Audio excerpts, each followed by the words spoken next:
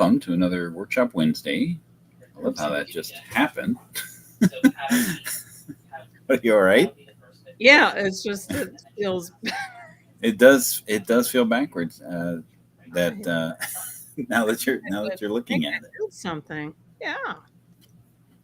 So, welcome to another Workshop Wednesday. Are you flipping your? There I am. Okay. Now's not the time to be playing around with that. All right. Well, sorry. Changing up my background some. All right. Well, we're doing another. Welcome to another Workshop Wednesday. My name is Dan DeLong, and I'm here with Carrie Con. and we're brought to you by schoolofbookkeeping.com.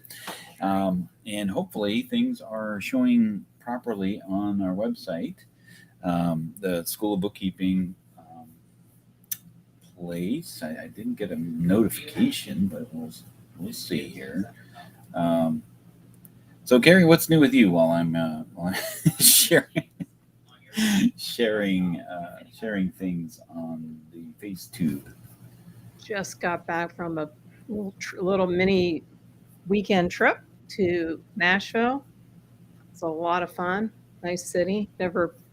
Haven't explored it like we did with some friends, so that was nice. What took you to Nashville? We just have our friend group. We were supposed to travel. We were supposed to go to United Kingdom and Scotland, and of course, COVID canceled our plans. So we decided to small scale it and dip our toe in the water where we could actually get somewhere in the United States. They actually drove, and we ended up flying, but just did a mini trip, and we thought, for now, we're going to keep our travels inside the United States until things get a little better. But highly recommend Nashville. It was a fun, clean city. Nice. Yeah, I just got back from Charleston with a nice family gathering, so it's super nice to see everyone, and nice to get together. These things kind of post as we're coming out of the new normal of what COVID was. But today we're going to be continuing our series with payroll fundamentals and other QuickBooks news, and we'll be continuing with the payroll fundamentals pieces. We're going to be talking about dates, payroll dates, because dates are very, and if you use any QuickBooks with anything, right, you know that QuickBooks is very date driven. Sensitive, yes. And dates are important for payroll around as the owner. You've got due dates. As the employee, you want your check. Right. You want it to show up in your bank account. So payroll's really challenging around keeping those dates straight and meeting obligations. If you're not an organized person, I would not recommend being in charge of payroll. But, it can happen. Yeah, and part of the confusion around dates is when it comes in terms of a paycheck creation is based off of a pay period. The pay periods that you choose, because you're not actually paying someone for today's work, right? You're paying for them for prior work, right? Correct. Now, when my kids first got their job, they were used to doing said chore and getting, paid instant. And sometimes even before said chore was complete. So when they how'd you manage that?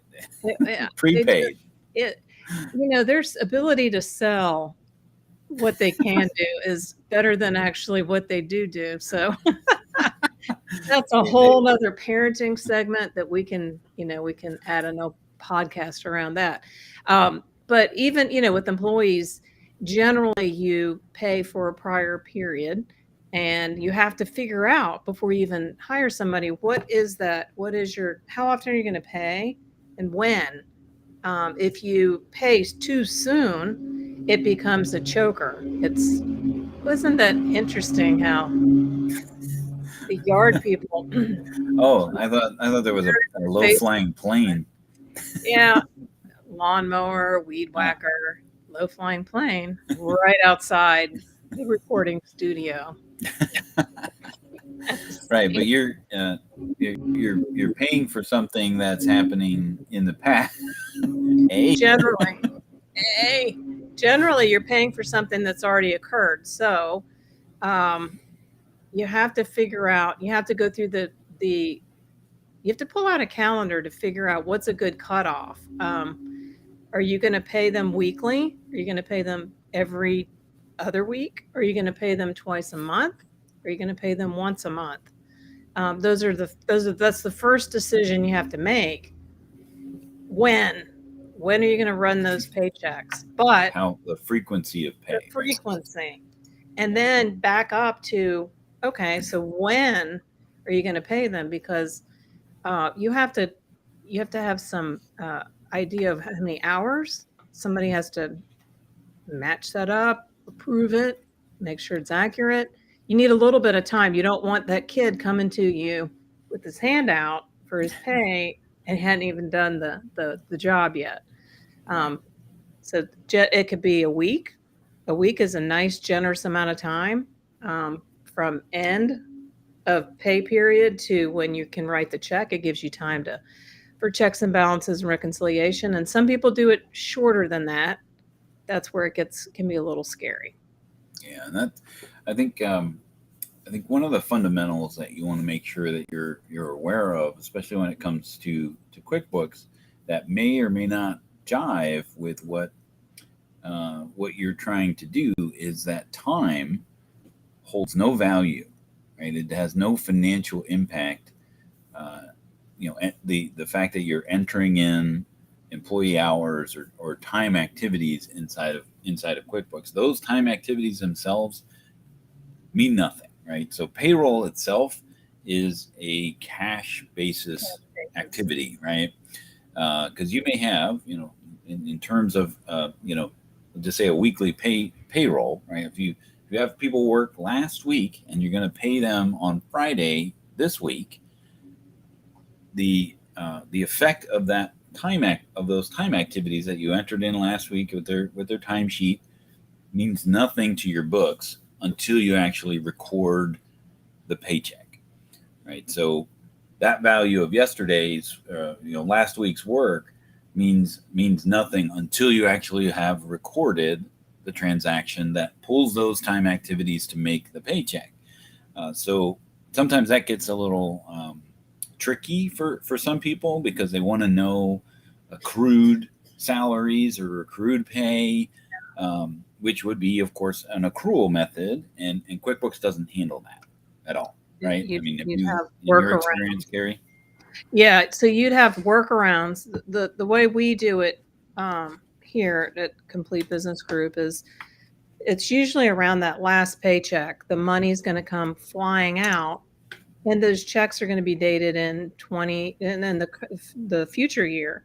So I want that expense. If the expense is attributed to last year, I definitely want that expense. If it's not, you have to play between whether it's a prepaid payroll or it's an accrual or whatever. You have to get all fancy with your accounting stuff to make sure that the deduction is landing in the correct year.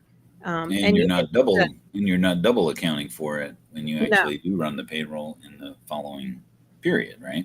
Right. It all needs to balance out. So that may be something you do monthly. That may be something quarterly. That may be something that you only look at once a year.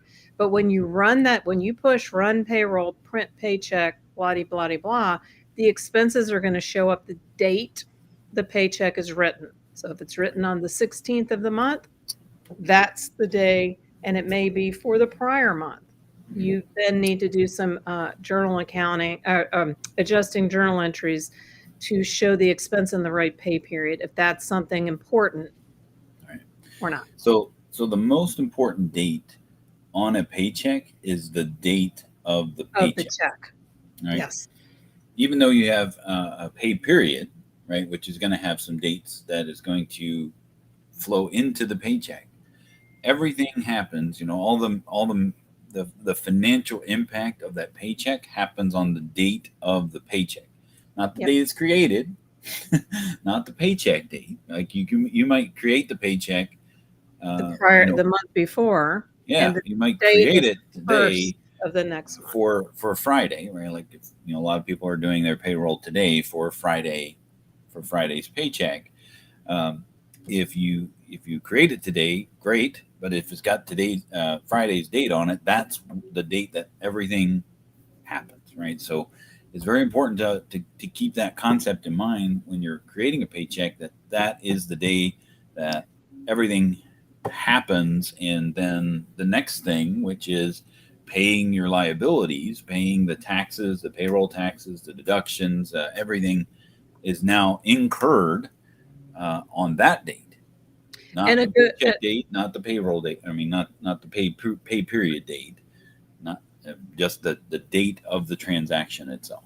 Go and ahead. a good way to remember that is, this is how I remember it, is when I'm running that last payroll of the year, do I want to date the check in December, or do I want to date the check in January?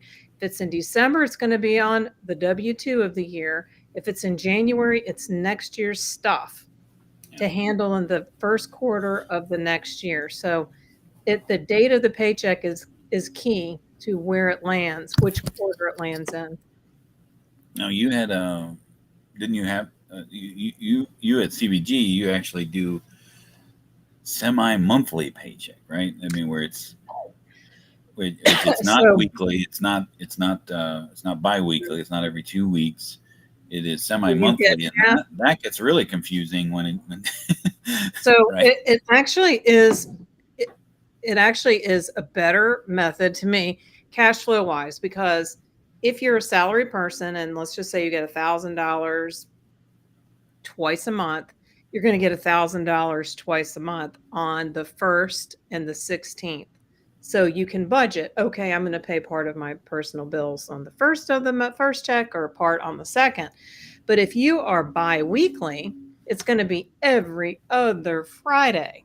Some Mhm. months it's 2, some months it's 3. So you might, in those months that you're only getting 2 checks, might be a stretch, and then you get this extra check.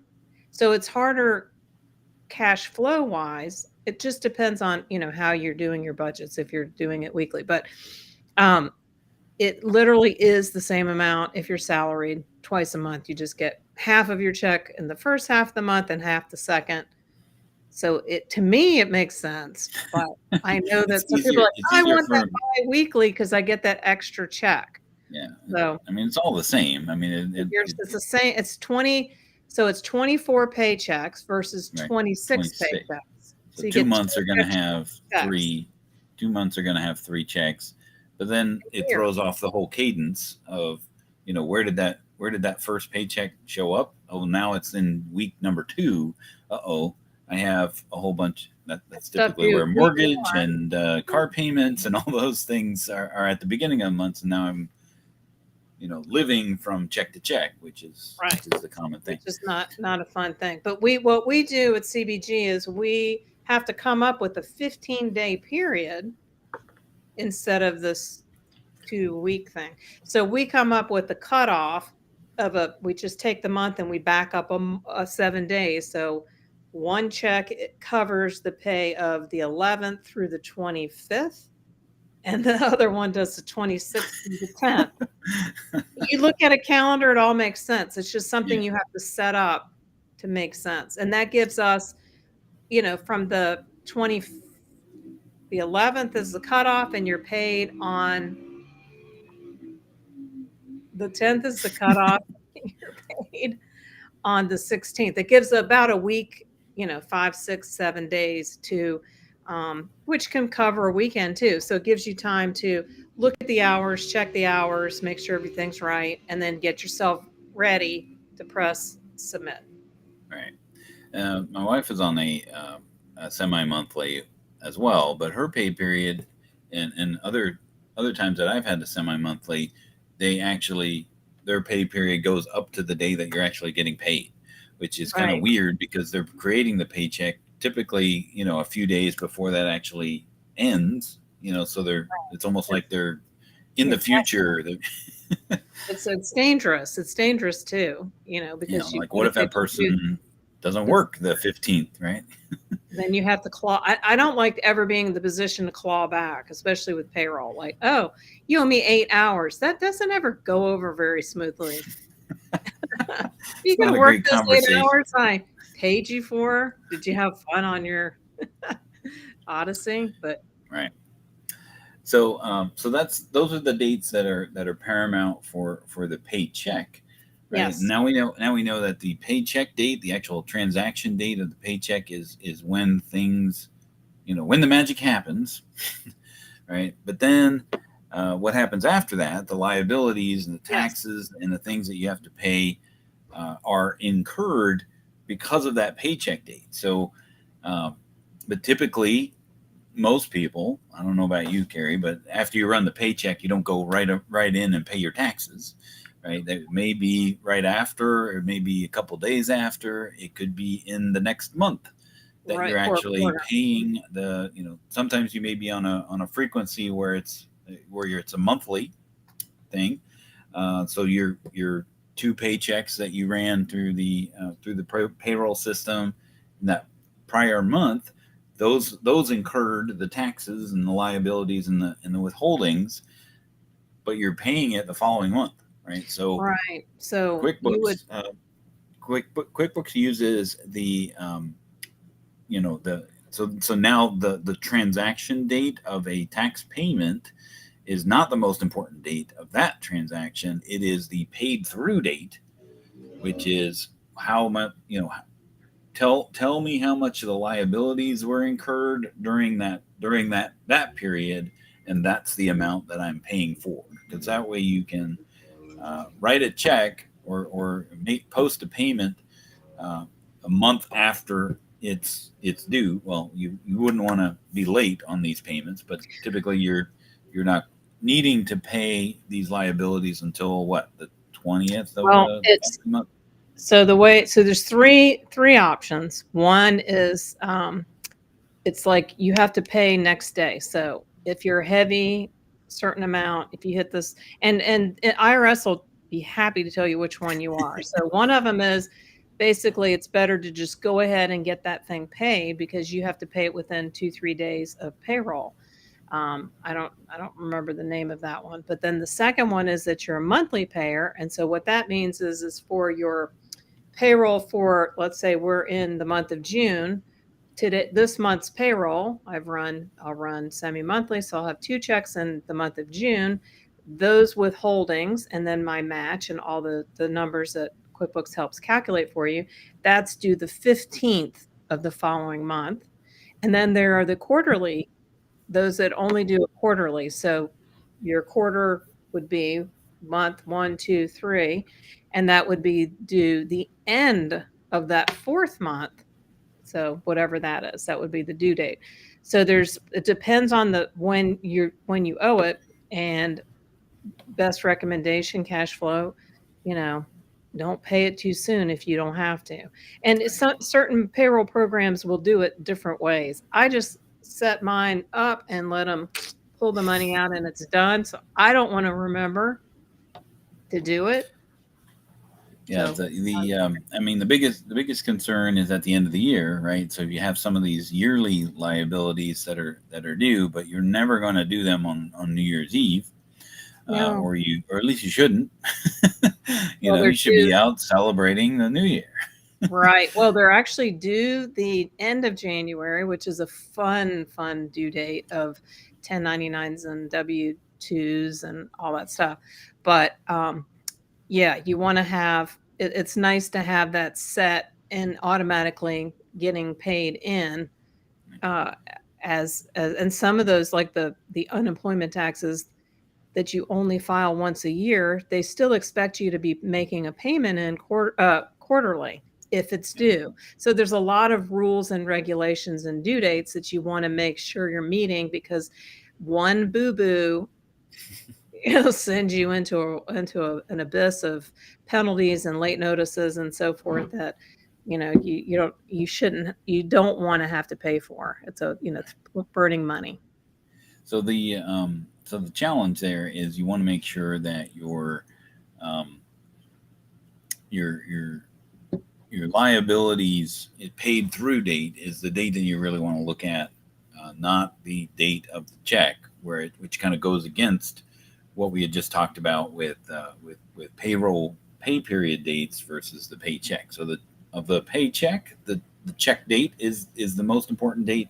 Of Yep. a liability check, the paid through date or liability period dates are what's most important. So if that hasn't caused you enough enough dilemma, so we're gonna kind of put a button on button that up as far as the dates is concerned. Um, I have had many a conversation about that, where either they paid their liability with a regular check, which doesn't have the paid through dates or the liability period on it, and then they're wondering why these things are not, that it's showing overdue or things of that nature with regards to the payroll system. People using other payroll programs. Unfortunately, our ADP folks aren't with us today. But if you're using ADP and you're sending it to QuickBooks, that goes in as a journal entry, right? So you're avoiding all of those dates altogether, and everything is happening as the date of the journal entry, which is fine because you're handling those other things outside of QuickBooks altogether, and they're more concerned about those particular dates of those transactions anyway, right? But just to account for the fact that the payroll transactions took place, it comes in as journal entries, which is not which is outside of the paycheck creation cycle inside of QuickBooks anyway. So I wanted to kind of move on to some news, some things that we're busily working on here.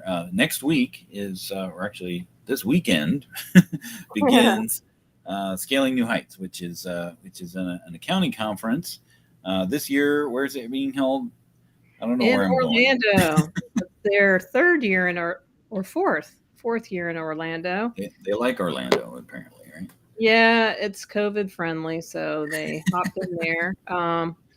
They went to Orlando 2 regular times and then a COVID time, and then this is I don't know what we are now. I think we're still COVID. But we're joining. We skipped last year being cautious, so we're taking a leap, Yeah. So teaching a lot what of is classes. what is Scaling New Heights?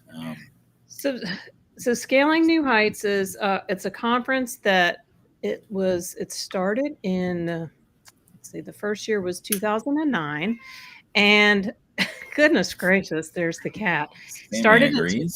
2009, and it was designed to I took a lot of classes in person under through Intuit, and Joe Woodard was the instructor, and he's the one that started it.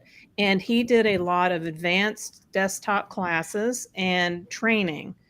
He was a wealth of knowledge for accountants that were hungry for information, and so part of the advanced desktop protocol, they sent you to go to get classes in person. And anyway, so that's how I met him. He started in 2009. His first one was in Atlanta, and he was real heavy in desktop when it was 2009, and then over the years started introducing more of the QuickBooks Online. So to me, he was a very heavy conference for pro advisors that were advanced. You got the cream of the crop teachers that are there, and of course we're teaching. You got a lot of networking, a lot of pro advisors. So it's a pro advisor conference designed for to enhance and get some continuing ed. I'm actually a CPA that needs that continuing ed stuff. But it's a great way to network, find people, help develop to make your niche better, meet people that fill in the gaps outside of your wheelhouse, meet vendors, with QBO being such a core of add programs to it. It's a place to meet vendors to see if there's anything worth looking at to add that functionality that's missing in QBO.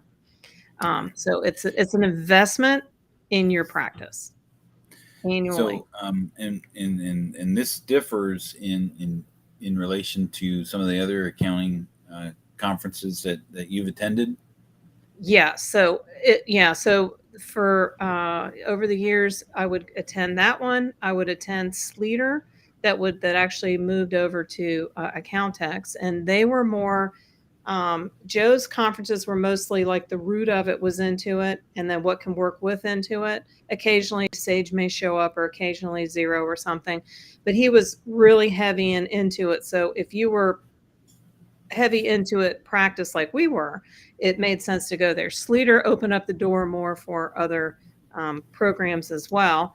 And then in 2014, Intuit joined the scene and started their own conference called QuickBooks Connect. And it is probably, I would call it 90% QuickBooks Online with a little sprinkle of desktop. So Scaling New Heights continue to be a really good place to go because customers still use desktop. Desktop isn't dead, and we need help. We need help. We need people that can support us, and because there's more business than we have us. So good problem to have. And Susan Humphreys said on Facebook she likes to go there to meet partners. So that is why it's literally why we're here today. Is Susan met me at a conference and said, "Here, you need to talk to Carrie," and here we are, several years later. That's right. So we support other pro advisors, but we also work with end users as well. So we all of our education can help both. So, the two of us at School of Bookkeeping we're actually tapped this year to teach a few classes of those breakout sessions. So, as for those accountants who need CPEs, or if you just have a topic that you're interested in, those you can look on the app and see what sessions are available, and sign up or register for those classes. In School of Bookkeeping, so what we're doing, and to coincide, that's the word I'm looking to coincide with Scaling New Heights, is we've taken the courses that we're going to do, and we're going to make those slides and presentations available, and we're going to flush out some of these courses that need a little bit more nurturing inside of the course content. So if you want to see the content that's available inside of School of Bookkeeping, you can register for. We're offering a 40% promotion for School of Bookkeeping.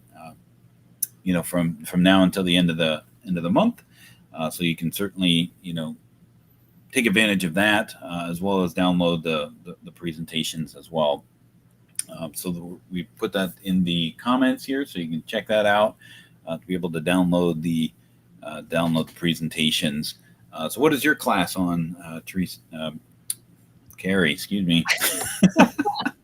So my class, I have to. It's a mouthful, so I actually had to look it up so I could read it to you. So it's funny because typically I go to the conference and I teach people how to partner better, how to basically feel like a bigger fish in this sea and supporting your clients.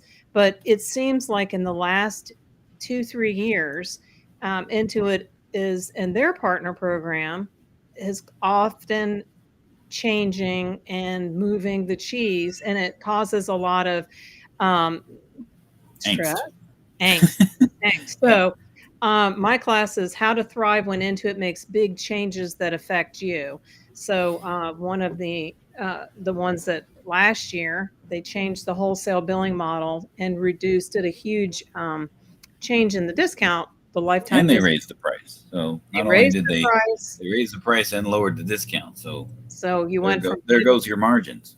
Margins just did a huge blow up. So it caused a lot of people some angst, and we're gonna, it's not going to be it'll hopefully not be a complaining session, more of a productive how to. You only have 50 minutes, so Only have 50 minutes, so we can't, we can all whine and complain at the bar after, but let's come up with some productive ways to help each other out. And as Susan said, they also divested and lowered support. So we're sort of all out on our own to figure out the yeah. product Well, I and mean, keep our and client. and to that point, when things change, how can you pivot? How can you capitalize on those changes so that you actually end up thriving with that? And that's the focus of your class, Right. because We don't want to go out of business because they move the cheese. And, right. I, as a reseller, we also get, here's some things we may do, and it causes angst. And, so I feel it too. And I just think that Yeah. you and I have had to say, wow, here's some new changes. What are we going to do to counteract it so we don't go out of business as well? So it's a common problem, and we're that's what my class is about. And and you, and Dan. uh, and a lot of those things, I mean, it just kind of goes along the whole idea of COVID. COVID came along. It was a huge event for a lot of businesses, and they ended up having, unfortunately, it was a crisis situation where people were ill prepared. Some businesses were ill prepared to shift, and they couldn't shift, and they ended up closing down. Right. Right. So, this is just another one of those trigger events, that could potentially impact your business as a bookkeeping or accounting professional. And we'll talk a little bit about, you're going to talk a little bit about, well, what are your options Right. when those things kind of happen. Exactly. Because one thing that was good was COVID seems to, at first we were all like, oh no, are we going to lose our businesses? Yeah. But We're it seems, losing our clients. So yeah, I lost a couple. I actually lost clients. It was terrible. But with the amount of business though, which caused more, people dying, and there's no bookkeepers to give you it's just been a mess. So the amount of work is still there. It's actually seems to be even more. So it yeah. feels like there's plenty of opportunities there. We just need to figure out where those are and not go out of business ourselves. Right. So my classes, I actually was a little overzealous and took on 3. I've never done this before, so I have no idea for what I'm in for. But I'm taking I out 3 warned classes. you. Yeah, I know you warned me, but I It's used to okay. train. I used to train at Intuit, and it was 10 hours a day for 6 weeks. So for a couple classes, I think I could do okay. But I would love to enjoy the conference too. So just not all these things. But Yeah, no, I'm actually doing 2 desktop classes because nobody else seemed to know about. They didn't have people available that were able. So by factor of elimination, I was asked to do a few classes. So we're going to talk about desktop file utilities. So how to clean up data, desktop data, because that's what accountants get into QuickBooks for, is how do I clean up my customers' file structure so that I don't damage their file. And I'm being facetious there because that's not what you get. You just want to go into QuickBooks, have reliable data, and do your thing, right? well, But data pretty. damage sometimes is a problem. How do you correct some of that stuff? So we'll do a discussion about that. We'll also talk about the desktop accounting tools in the client data review. A lot of my experience when I was on the phone for the last 10 years of working at Intuit, a lot of people just didn't even know that the client data review existed. And once they discovered that, there was a whole lot of, oh, wow, this will save me a lot of time working in my client's file. And some of those tools, you don't necessarily have to do a whole You have to do review all. period. You can use them a la carte, right? So we'll talk about those accounting tools. I think the title is How to Be an Accounting Detective Using the Client Data Review. And then the last class is all about the Spreadsheet Sync. We've been talking about the Spreadsheet Sync on the workshops here. I've been using these workshops as a way to familiarize myself with the tool. But we'll talk about it as an overview, right? So, some people think it's garbage. Some people think it's a good start. Into it is investing into this tool, and they're banking on this. Yeah. So they're very eager to make it better. So we'll talk about what options when you find it's broken. What do you have to? What outlets do you have? I mean, there was a video that Hector Garcia posted. I gave it to the project manager. They fixed it in a half hour. So I mean, it's going to be a work in progress for sure. The Spreadsheet Sync, but it is they are very eager to make sure that it does what they think it will do. Right. and it has great potential. Yes. It's just not there yet. I mean, they misspelled the word organization. So I mean, they spelled it correctly, but not for the location that it's being used in. It's the UK version of the word organization. But that's what were you going to say, Carrie? I was just going to say, so go into that class, at least you can, get the bird's eye view of what it's supposed to be. And it, it should in time be a game changer. It's just right now, it's, it's almost feel like you're in the alpha beta without the proper terminology or outlet. Yeah. To make a difference. And this will be something that will eventually make QBO a good product, but it's not that yet. Yep. And part of what we're doing here at School of Bookkeeping is isolating some of these things and giving you access to those outlets to make sure that some of these products can actually be made better. So give us a look there. So we won't be doing another workshop Wednesday next Wednesday because we'll be busily. If you are going to Scaling New Heights, make sure you come to our classes. Right. Come find us. We may have buttons. We may have what? Buttons. I was going to say, I actually have pens. I need to pack those. CBP, really good pens. Well, we'll get busy packing, and we'll see you not next week, but the week after that on another Workshop Wednesday. Sounds great. Have a good week. We'll see you in 2.